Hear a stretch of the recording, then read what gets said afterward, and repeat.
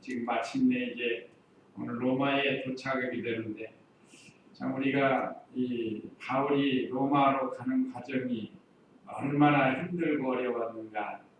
그래도 마침내 하나님께서 목적지인 로마에 도착을 하게 하는 그런 내용입니다. 우리가 이 말씀을 보면서 우리도 우리의 목적지가 어디죠? 우리의 목적지 천국입니다. 우리의 목적지는 천국인데, 천국 가는 동안 우리에게 많은 혼란도 있고 핍박도 있고 어려움이 있지만, 바울과 같이 주님만 의지하고 주님만 바라보고 말씀을 순종하고 나간다면 반드시 우리도 우리의 목적지인 천국에 갈 수 있다는 것을 우리가 여기서 교훈을 받을 수 있습니다. 오늘 바울 일행이 로마에 도착한 11절에서 16절, 바울이 로마에서 전도함 17절로 20절, 바울이 전도한 전도에 대한 유대인의 반응 21절로 24절, 이런 내용으로 되어 있는데요. 그러면 11절 읽어보세요. 석 달 후에 우리가 그 섬에서 겨울을 지난 배를 타고 떠났는데, 디오스구로라는 이름이 붙은 알렉산드리아였다. 시라쿠스에 이르러 섬을 머물고 거기에서 낯을 올려 레기온에 갔다. 하루 후에 남편이 들어와 우리가 이틀 만에 보디오에 도착했다. 예. 자, 석 달 후에 우리가 그 섬에서 겨울을 지난 배를 타고 떠나는데, 지금 어디서 석 달을 지냈죠? 우리가 그 전절에 보면 몰타 섬, 우리 구역에는 멜리네이 섬입니다. 구역 11절 한번, 아니죠? 구역이 아니죠? 우리가 1절 한번 보세요. 1절, 구역 1절. 우리가 구원을 얻은 후에 안즉 그 섬은 멜리데라 하더라 하겠습니다. 옛날 성경에는 멜리데라는 섬이었는데 지금은 몰타 섬입니다. 몰타는 지금도 우리 사람들이 지금 쓰고 있는 거예요. 지금 섬으로 바꿔서 몰타라고 했습니다. 그러니까 그 몰타 섬에서 도착해가지고, 자, 나뭇가지를 태우다가 모닥불을 피워서 태우다가 독사가 나와서 바울을 물었지만, 하나님이 그것을 통해서 바울이 더 위대해졌습니다. 또 추장, 거기 있는 최고 지도자 보블리 아버지 열병이 나가지고 죽게 된 것을 또 하나님 은혜로 고쳐졌다. 그래, 이 참 복음을 전하기 위해서 몰타 섬에 있는 원주민들을 구원하시기 위해서 하나님께서 바울을 보내가지고 거기 있는 택한 백성들을 구원하시려고 이런 역사를 하게 된 겁니다. 그래서 과거에도 보면 복음이 처음 들어가면 이적이 많이 일어났어요. 성경에도 그랬지만 우리 한국 교회 역사도 그렇습니다. 이적을 많이 행해요. 그래서 복음이 잘 전파되도록 한 것입니다. 이제 거기서 석 달, 몰타 섬에서 석 달을 지나게 됐고, 그 섬에서 겨울을 지난 배를 타고 떠나는데, 디오스구로라는 이름에 붙은 알렉산드리아 되었다. 이 알렉산드리아 지역에 그 배가 한 척이 있었는데, 그 배가 디오구로라는 배입니다. 배 이름이 디오구로라는 배인데, 이 배가 그 몰타 섬에 입항을 했다가 거기서 역시 겨울을 나고, 아마 배가 그 큰 풍랑 중에 좀 부서진 게 있어서 수리도 하고, 그러면서 입항을, 그러기 위해서 입항을 했다가 이제 고쳐진 것 같아요. 자, 여기 디오스구로라는 그 뜻은 제우스 신의 아들이라는 뜻이라고 합니다. 제우스 신의 아들. 사람들이 사람들이 어떤 배 이름을 지을 때 여러 이름으로 짓죠. 그 배의 이름에 뜻이 있다. 그러니까 여기 디오스구로라는 그 알렉산드리아의 배의 이름은 이 제우스 신의 아들이라 하는 그런 뜻으로 이런 이름을 지었는데, 알렉산드리아는 이 당시 이집트의 한 항구 도시인데 상당히 번화한 그런 항구입니다. 알렉산드리아가 나중에 거기에 그 신학교가 생겨지고 후에 그래서 아주 유명한 그런 기독교 문화가 있는 동네가 되는데, 어쨌든 이 배를 타고 이제 출발을 합니다. 몰타 섬에서 석 달을 있다가 이제 출발을 하는데, 맨 처음 도착한 곳이 시라쿠스라는 섬인데 거기에 3일을 머물렀다고 했습니다. 여기 이 섬도 구역을 한번 볼까요? 구역 12절 구역에 수라구사에 대고 그랬습니다. 수라구사 구역에는 수라구사라고 되어 있는데 현재 이름은 시라쿠스라고도 하고 다른 말로는 시실리아 섬이라고 합니다. 시실리아 섬. 시실리아 섬도 유명하죠. 휴양지로도 유명합니다. 우리가 이 지도를 보면 맨 이탈리아 맨 남쪽 해안 도시예요. 우리나라로 하면 부산 정도 되지 않겠어요? 맨 밑에니까. 그리고 아주 큰 도시. 우리 그 작은 칸에 보면 몰타에서 시라쿠스까지 가게 되었습니다. 여기서 3일을 머물고 그 다음에 거기에서 닻을 올렸다는 건 바람을 이용해서 간 배이기 때문에 닻을 올린 겁니다. 여기 닻은 여기 닻은 이 물속에다 집어넣어서 고정시키는 닻이고, 그 다음에 바람을 이용해서 가는 건 돛이라는 거예요. 그래서 돛단배라고 하는 게 돛단배. 돛하고 닷하고는 다르죠. 닻을 올려온 것은 시라쿠스 섬에 3일 동안 머물고 있으면서 그 닻을 물속에다 이렇게 걸어놓는다. 그래서 배가 떠내려가지 않도록. 그래서 레기온에 갔다. 그 다음 도착한 곳이 레기온이라는 곳에 도착을 했습니다. 또 거기서 하루 후에 남풍이 불어와 우리가 이틀 만에 보디올에 도착하였다. 남풍은 순풍이라고도 합니다. 배가 가장 잘 가기 좋은 그런 바람을 만나게 했어요. 순풍, 남풍. 이걸 불어서 하나님이 이 바람을 보내준 거죠. 그래서 이 레기온이라는 곳에서 보디올까지는 약 500km가 된다고 해요. 약 500km. 상당히 멀죠? 그런데 이틀 만에 갔단다. 이틀 만에. 하루가 24시간씩 48시간에 간 거예요. 이틀 만에 500km를. 그러니까 얼마나 속도가 빨랐겠어요. 상당히 빨리 달렸을 것 같아요. 한 시간에 제가 계산해 보니까 약 15km씩 달린 것 같아요. 15km. 요즘 자동차로 한 시간이면 얼마를 하죠? 100km를 갑니다. 100km. 고속도로 같은데. 그러나 이런 육로는 그렇지 못하죠. 어쨌든 바다에서 배가 상당히 순풍이 불어가지고 상당히 빠른 속도로 500km나 되는 이 보디올이라는 곳에 도착을 했습니다. 역시 그 지도 보시면 우리가 이해하기 위해서 보는 거예요. 레기온은 한참 남쪽에 있는데 여기서 한 500km 떨어진 이제 보디올이라는 이탈리아 내륙 지방의 해안도로에 도착을 한 거예요. 해안.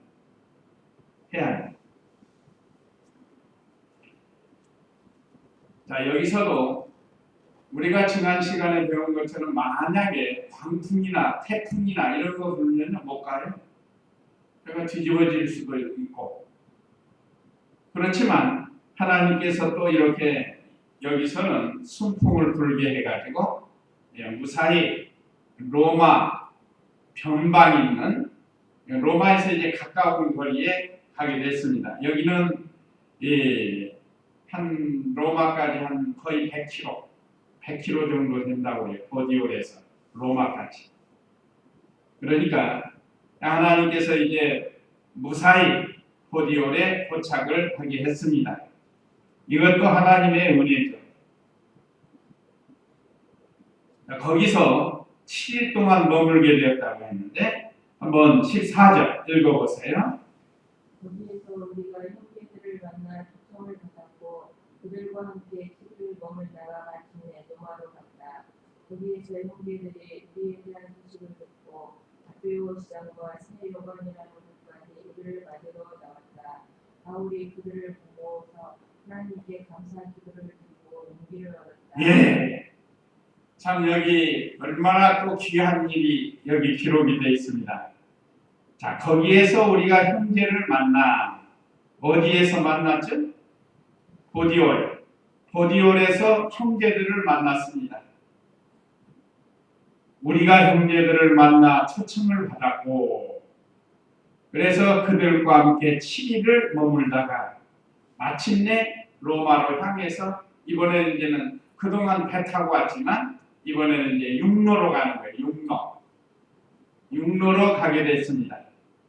뭐 걸어서 가든지 아니면 마차를 타고 가든지 이렇게 해서 형제들을 만났는데 형제들이 초청을 해서 7일을 머물다가 마침내 로마를 향해서 갔습니다.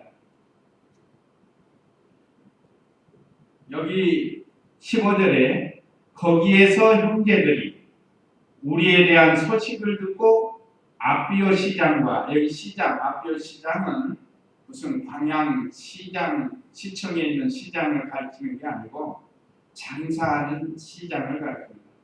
중마시장 있는 것처럼 그 시장, 이 아비오 시장과 새 여관, 구역에는 삼관이라고 나오는데 그 지역까지 우리를 맞으러 나왔다. 귀한 형제들을 만나게 되었습니다. 그 역시 또 지도를 보시면 그 보디올에서 먼저 아비오가 있고 아비오에서 조금 더 가운데 로마와 아비오 사이에 삼관이라는 곳이 있습니다. 여기서 형제들이 바울을 영접하기 위해서 보디올까지 왔다는 거예요. 먼 거리까지 이렇게 찾아왔습니다. 그러니까 바울이 얼마나 기쁘겠어요. 지금 바울은 여기 로마의 초행길이라는 초행길. 초행이 있잖아요. 가이사에게 항소를 해가지고 지금 처음 로마를 가게 되는데 그러니까 로마에 가니까 그 그리스도를 영접한 형제들이 있었다 이 말이죠. 얼마나 감사할 일이에요. 그래서 바울이 그들을 보고서 하나님께 감사 기도를 드리고 용기를 얻었다. 자, 요즘처럼 이렇게 기독교가 많이 전파된 것은 좀 의미가 다르겠지만 이 당시에는 아주 이 기독 신자가 희귀한 때라는 거예요. 희귀해. 그리고 예수님 믿는다는 게 얼마나 어려운지 또 몰라요.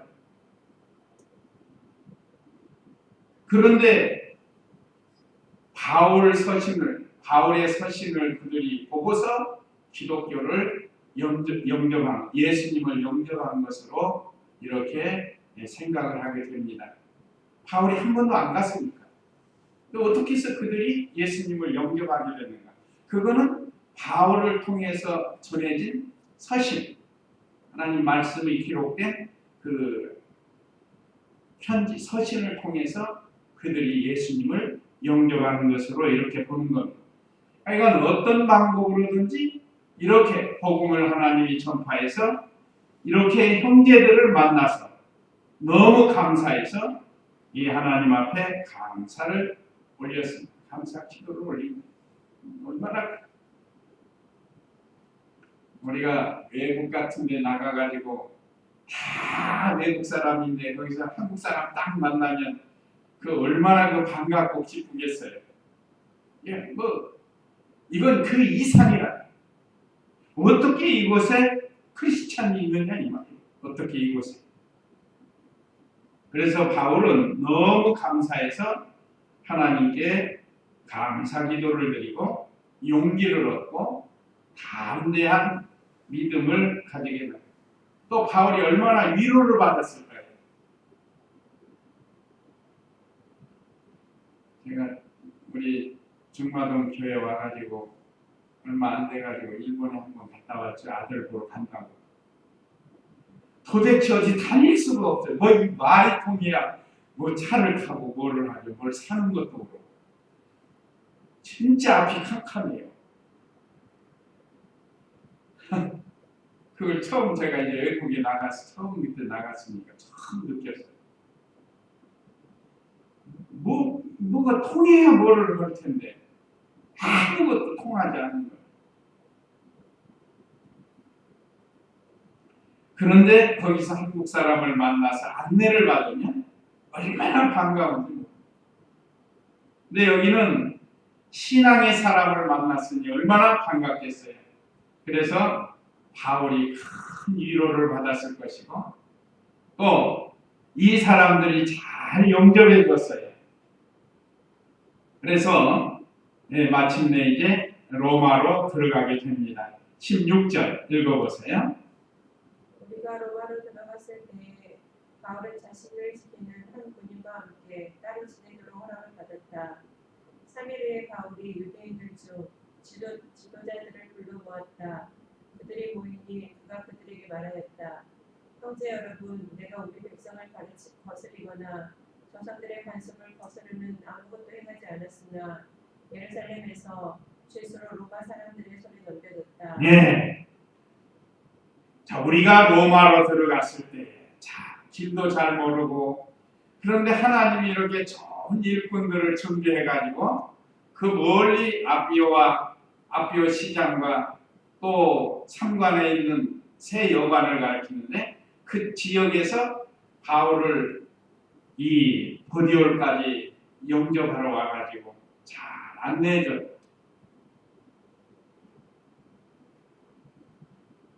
마태복음 10장 14절에 보면 선지자를 영접한 자에게는 선지자의 상을 주신다고 했습니다. 또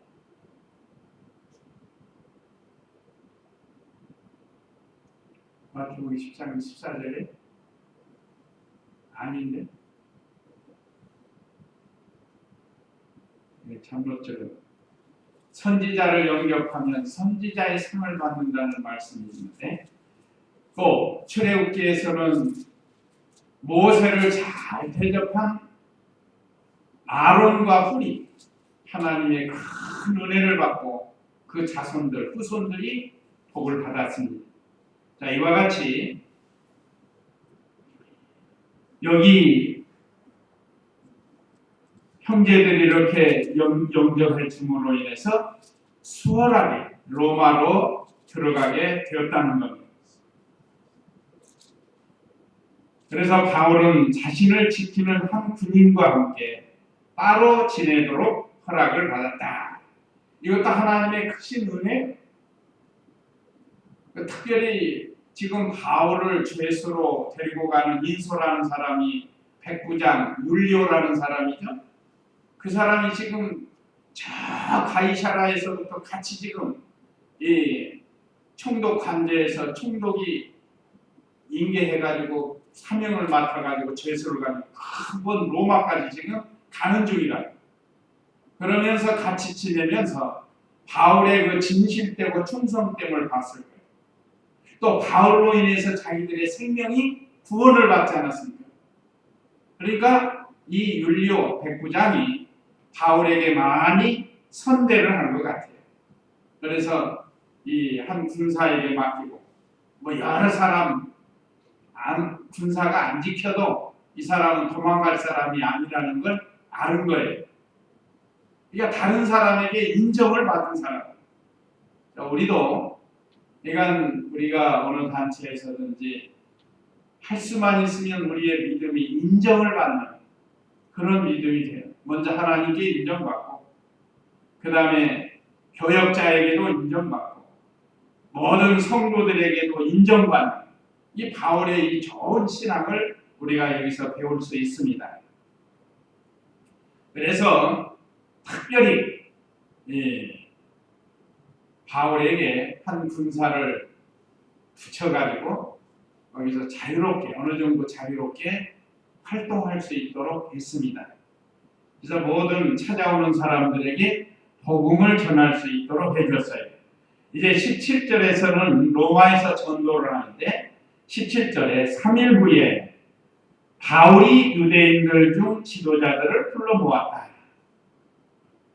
그들이 모이니 그가 그들에게 말하였다. 형제 여러분, 내가 우리 백성을 거스르거나 조상들의 관습을 거스르는 아무것도 행하지 않았으나 예루살렘에서 주 예수로 로마 사람들의 손에 넘겨졌다. 이것은 유대인 중 지도자를 불러서 전도를 하는 겁니다.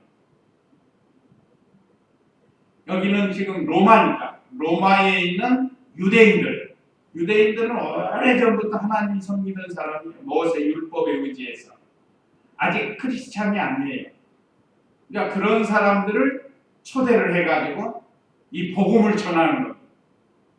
그러니까 로마에 있는 유대의 지도자들, 그런 사람들을 불러서 복음을 전하는 겁니다. 이거 보니까 아마 우리 교단도 이렇게 한 것 같아요.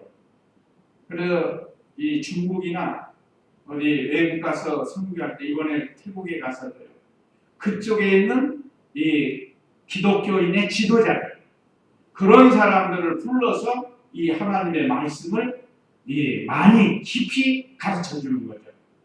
그래야 그 사람들이 또 자기에게 맡겨준 성도들을 각 지역에 가가지고 또 이 말씀을 전해주는 거예요. 그러니까 우리가 이번에 가서 전해주는 거 깜짝 놀래요. 이런 말씀 들어보지를 못했다는 거예요. 그러니까 본인들도 많은 은혜가, 그러니까 이 지도자들이 뭐 얼마나 사모하는지 몰라요. 그래서 급하게 약속을 하고 5월 달에 우리 또 두 목사님이 가서 그들에게 성경 가르치기로 약속하고 그리고 왔습니다. 그때 이제 지도자들이 한 50명이 모인대요. 그분들이 욕심이 있는 게 뭔가 하면, 우리는 계속 지도자 양육을 하려고 이렇게 건의를 하니까 그렇게만 하지 말고 사모하는 사람이 많으니까 각 기관장들, 교사들 그것도 한번 해달라는. 내가 지도자 한번 하고 교사 한번 해주고 남전도의 여전도의 지도자들, 기관장들 또 한번 해주고, 그렇게 하면서 4번, 1년에 4번을 약속을 하고 그러고 왔거든요. 근데 이번에 이청소 목사님은 연보해가지고 기숙사 수리 지금 시작이 됐다고 문자가 왔어요. 거기는 그 단독 그 백양교회에서 어느 분들이 연보해가지고 그 시작을 했대요. 400만 원 약속을 했는데 안 되면 우리 교단 선교부에 청하려고 했는데 그 교회에서 다 했대요. 참 대단한 거. 그래서 지도자들을 모아놓고 성경을 가르칩니다. 지도자들을 모아놓고. 이것이 아주 우리 교단 선교지 지도자 교육하는 거하고 같아요. 그래서 아마 이 성경을 근거로 해서 우리가, 그래서 많은 교단에서 중국이나 이런 데 선교를 하는데 별 말하자면 효과를 못 봤는데, 우리 교단은 꾸준히 돌아가면서 계속 또 목사님들이 다 똑같아요. 가르치는 게. 한 스승 밑에서 배워가지고 그대로 가르치니까. 그리고 확실히 가르쳐준다. 확실하게.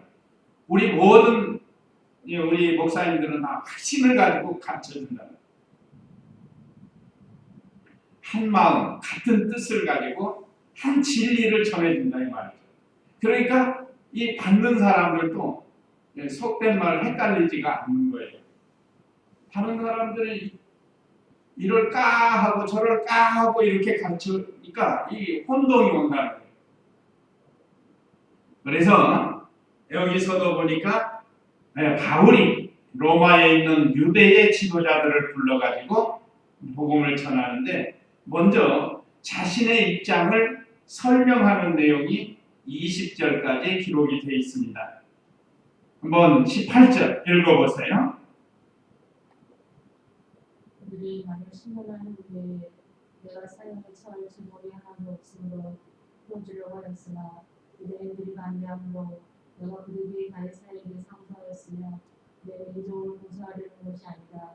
이 때문에 내가 여러분을 보고 이야기하려고 여러분을 초청하였으니 나는 이스라엘의 소망 때문에 이 쇠사슬에 매여 있다. 네, 먼저 바울이 그 로마에 있는 유대의 지도자들을 청해가지고 자신의 입장을 먼저 설명하면서 전도를 하는 거예요. 이 사람이 처음 만나니까 내가 어떤 사람이고 어떤 사상을 가지고 왜 내가 어떻게 해서 이 로마까지 오게 되어 있는가 그들에게 먼저 말해주는 이게 참 지혜로운 거죠. 자, 여기 17절 중간절에 보면 형제 여러분 내가 우리 백성을 거스르거나 조상들의 관습을 거스르는 아무것도 행하지 않아는 말하자면 종교적으로 무슨 정치적으로 무슨 죄를 진 것이 아니라는 거예요. 그런데 예루살렘에서 죄수로 로마 사람들의 손에 넘겨졌다. 그 이유는 자 바울이 어떤 정치적인 죄 이런 게 없었죠? 신문해 보니까 죄가 없었단 말이에요. 총독이 신문해보고 또 그 분동 왕이 신문해보고 그랬지만 죄가 없었다. 우리가 이미 다 배운 건데 그런데도 그 유대인들이 바울을 사형시키려고 고소를 했다 이 말이에요. 그래서 이 18절에 그들이 나를 신문한 후에 내게 사형에 처할 제목이 하나도 없으므로 풀어주려고 했단 말이에요. 우리가 이미 다 배운 거 아니에요. 총독도 그러고 분동왕도 그러고 신문을 해봤지만 또 사내들인 공회에서도 신문해보고 근데 죄가 없어요. 그런데도 그들이 죽이려고 하니까 그래서 풀어주려고 했지만 유대인들이 반대함으로 이걸 하는 거예요. 유대인들이 반대했죠.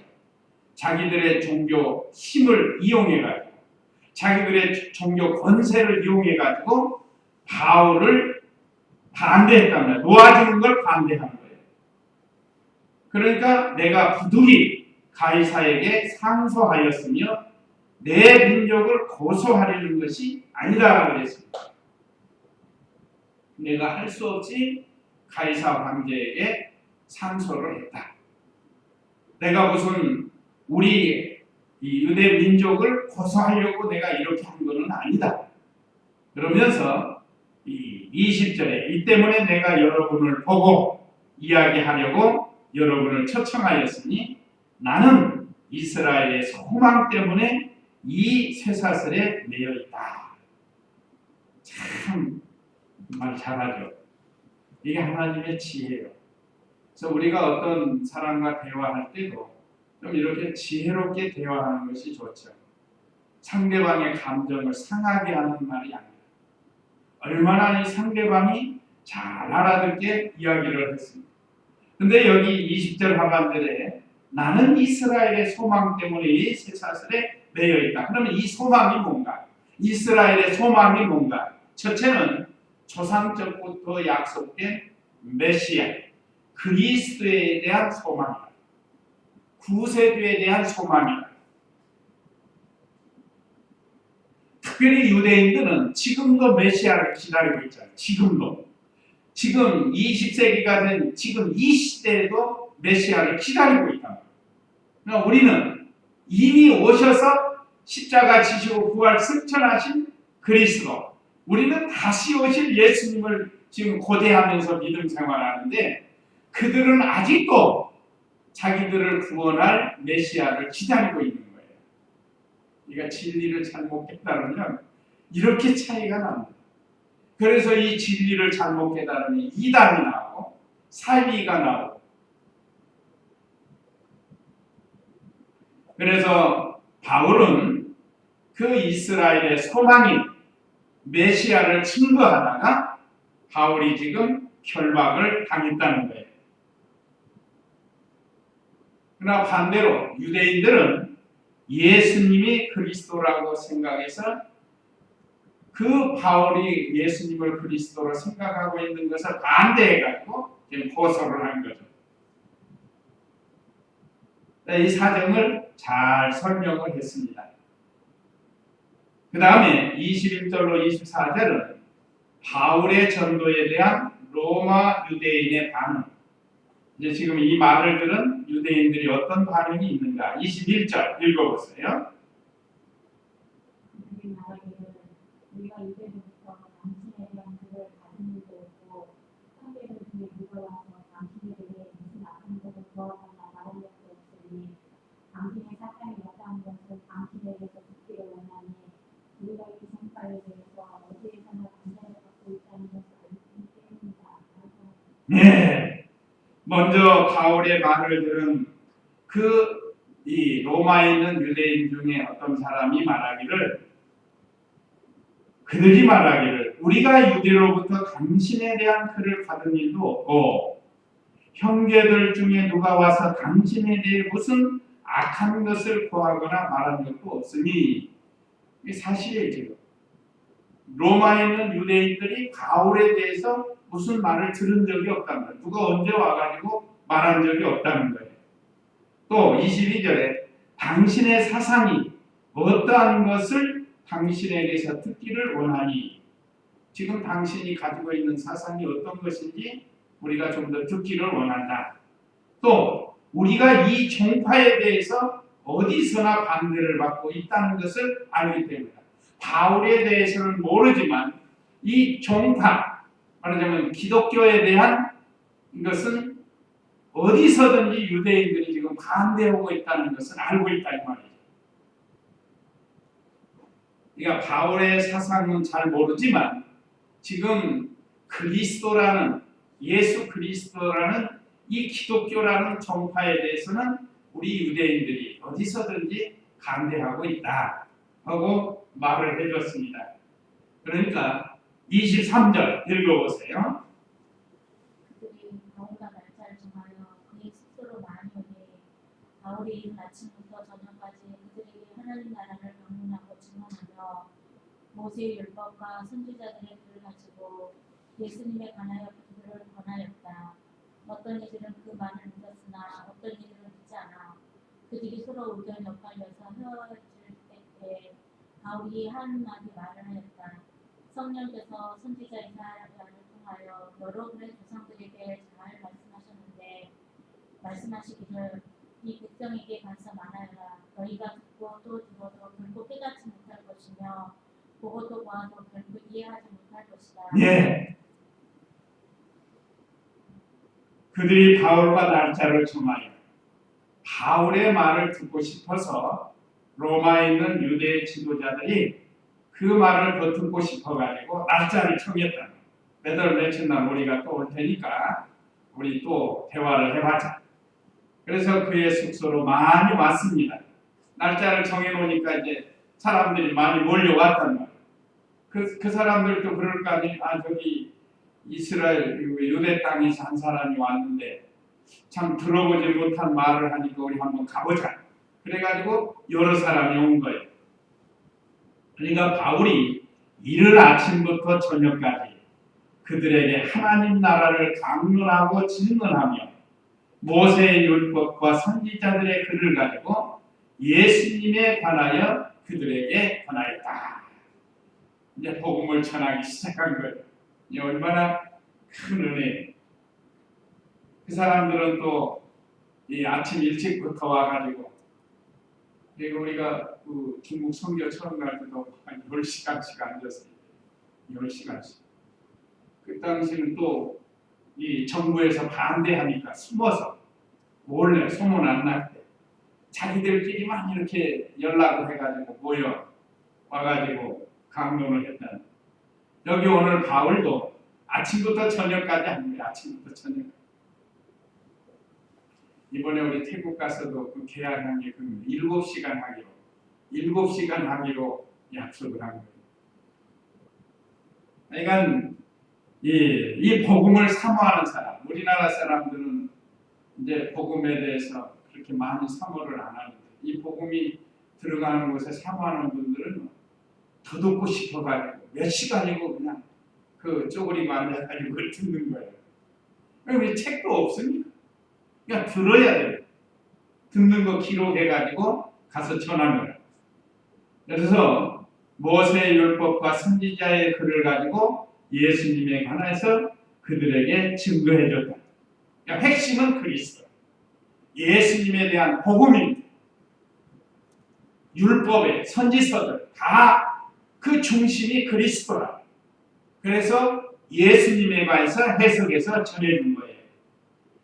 그러니까 어떤 일이 일어나는가? 24절에 어떤 이들은 그 말을 믿었으나 어떤 이들은 믿지 않아. 그들이 서로 의견이 엇갈려 헤어질 때에 바울이 이 한마디 말을 하였다.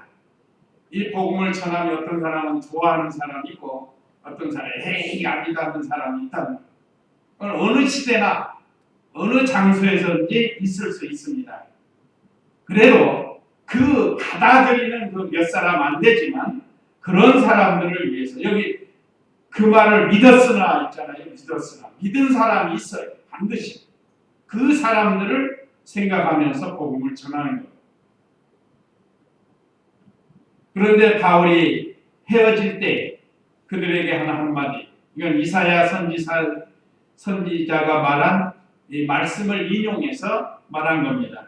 이사야 6장 9절에서 10절에 있는 말씀인데 성령께서 선지자 이사야를 통하여 여러분의 조상들에게 잘 말씀하셨는데 말씀하시기를 이 백성에게 가서 말하여라.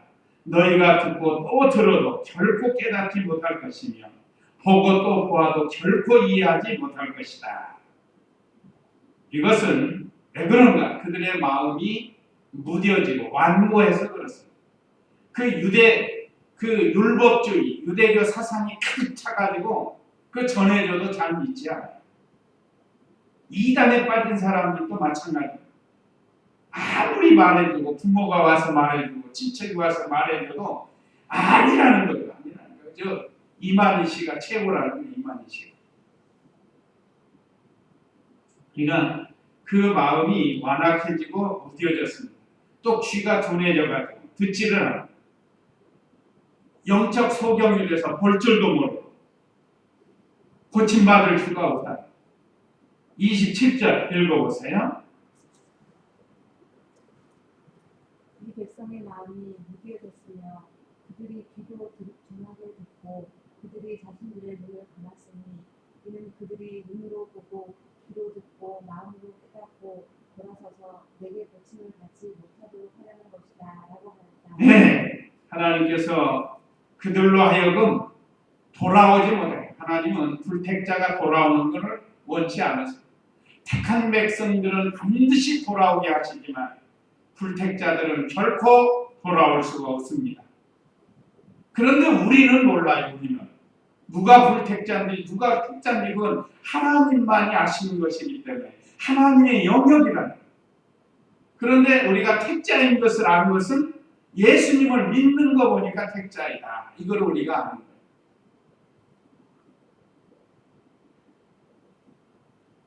그러나 하나님만이 아십니다. 그래서 불택자들은 하나님께 돌아올 수 없다는 거예요. 본인들도 완악하고 나가지만 사실은 하나님께서 돌아오지 못하도록 하나님께서 하신 거라 이 말이죠. 이게 참 안타까운 거고 우리는 감사한 일이에요. 참 우리가 이렇게 하나님께 돌아올 수 있었다는 것이 얼마나 감사한지 모르고 28절 읽어보세요. 그러므로 너희는 하나님이 구원이 이방인들에게 보내진 것을 알아라. 그들도 들 것이다. 예, 그러므로 너희는 하나님의 이 구원이 이방인들에게 보내어진 것을 알아라. 그들도 들을 것이다. 그래서 바울은 이방인의 사도가 돼서 지금 유럽으로부터 시작해서 많이 지금 복음을 전하지는 소아시아. 하나님께서 복음을 먼저 유대인들에게 주었습니다. 그런데 그들이 믿지 않고 배척을 하니까 그 복음이 이제는 이방인들에게 가게 되었다는 거예요. 실패된 게 아니고 다른 방법으로 한다. 그래서 이 복음이 원래는 바울이 아시아로 가려고 했지만 성령께서 막아서 유럽으로 가게 됐다고 그랬죠. 그래서 유럽으로 가게 돼서 우리보다 1000년 먼저 앞서서 크리스찬들이 복음이 그쪽으로 먼저 갑니다. 복음이 들어간 것이 그 하나님의 은혜가 넘쳐가지고 여러 면으로 복을 받아요. 그래서 유럽이 우리보다 훨씬 복받고 잘 살았어요. 그런데 또 세월이 지나가면서 그들이 또 신앙이 흐려졌다. 타락을. 그래서 지금 복음이 빙 세계를 이렇게 돌아요. 그래서 마지막에 어디로 가겠죠 이게? 마지막에는 이제 종착지가 어디예요? 출발지였던 그걸로 가는 거예요. 유대 땅으로 다시 가는 거예요. 이스라엘로 다시 가는 거예요. 그러면 이제 세상 종말이 되는 거예요. 지금은 그렇게 흘러가고 있어요. 유대로부터 시작해서 저 아시아, 소아시아로 해서 유럽으로 해가지고 지금 우리가 지금 이 배우는 게 그렇잖아요. 그러면서 곳곳으로 퍼져가다가 지금 이제 다시 이스라엘로 가면 이제 세상 끝이 되는 겁니다. 29절은 없고 30절 읽어보세요. 바울이 2년 내내 자신의 셋집에 머물면서 자기에게 오는 이들을 다 영접하여 하나님 나라를 선포하고 주 예수 그리스도에 관한 것들을 아무런 방해도 받지 않고 담대하게 가르쳤다. 예, 이제 바울이 29절은 없고요. 2년 내내 자신의 셋집에 머물며 자기에게 오는 이들을 다 영접하여 로마에서 2년 동안 있었는데 그 세를 내면서 있었던 거예요. 세는 어디서 났을까? 아마 성도들이 보내줘가지고 그 감당하도록 한 것 같아요. 2년 동안 찾아오는 사람들에게 복음을 전하고 여기 그랬죠. 하나님 나라를 선포하고 주 예수 그리스도에 관한 것들을 아무런 방해도 받지 않고 담대히 가르쳤다. 이게 하나님의 역사입니다. 하나님의 은혜로. 그래서 유럽에 복음이 막 퍼지게 한 거예요. 지금 이태리 가가지고 로마까지 가가지고 이 복음이 전파되고 있어요.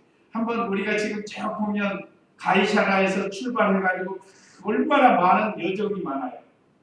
가면서 쭉 복음을 전하다가 마침내 로마에 가서 이렇게 복음을 전하는데 또 아무런 방해도 받지 않고 담대히 가르칠 수 있는 길을 열어주었습니다.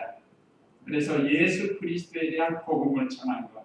우리도 어디를 가든지 이 예수 그리스도에 대한 복음을 전해야 한다는 것을 가르쳐주고 여기 기록은 안 됐지만 여기서 가장 귀한 일을 한 게 있습니다. 로마에서 2년 동안 감옥살을 하면서 이게 지금 감옥이에요. 사실은 감옥살을 이제 여기서 재판을 받고 로마에서 순교를 하는데 거기는 기록이 안 돼 있습니다. 이 2년 동안 로마 감옥에 쓴 게 뭘까요? 옥중서신을 기록한 거예요. 옥중서신. 우리가 보는 에베소, 빌립보, 빌레몬, 그 다음에 디모데 전후서도 있습니다. 골로새도 있고 디모데 전후서도 있는데 디모데 전후서는 목회서신으로 구분이 되기 때문에 그래서 우리 강의에서 보면 옥중서신 하면 에베소, 빌립보, 그 다음에 골로새, 빌레몬 이 네 가지를 옥중서신으로 해서 우리 강해서가 나와 있습니다. 그건 로마 감옥에서 바울이 기록을 해서 이 하나님의 말씀을 기록해서 이 성경이 저에게 했습니다. 그래서 많은 은혜가 되는 거고 디모데전후서는 목회서신으로 해서 목회자들에게 특별히 주시는 귀한 말씀. 그래서 오늘 이제 사도행전은 이제 오늘로 다 마치게 되었습니다. 그럼 우리가 1장에서부터 지금까지 많은 은혜를 받았는데 이 말씀들을 잘 기억하면서 우리도 사도 바울과 같이 또 사도들과 같은 좋은 신앙을 본받아서 또 사도는 우리가 아니지만 이 말씀 속에 보면 많은 성도들이 등장을 합니다. 브리스길라와 아굴라와 같은 좋은 신앙의 부부, 그런 부부를 만나서 또 고린도에서 복음을 전한 거라든지 많은 이 말씀을 우리가 배웠는데 이 말씀들을 집에서 또 이렇게 읽어보시면서 은혜의 시간들 되시기 바랍니다. 잠깐 기도하겠습니다. 이 말씀 기억하시고 다 같이 기도하겠습니다.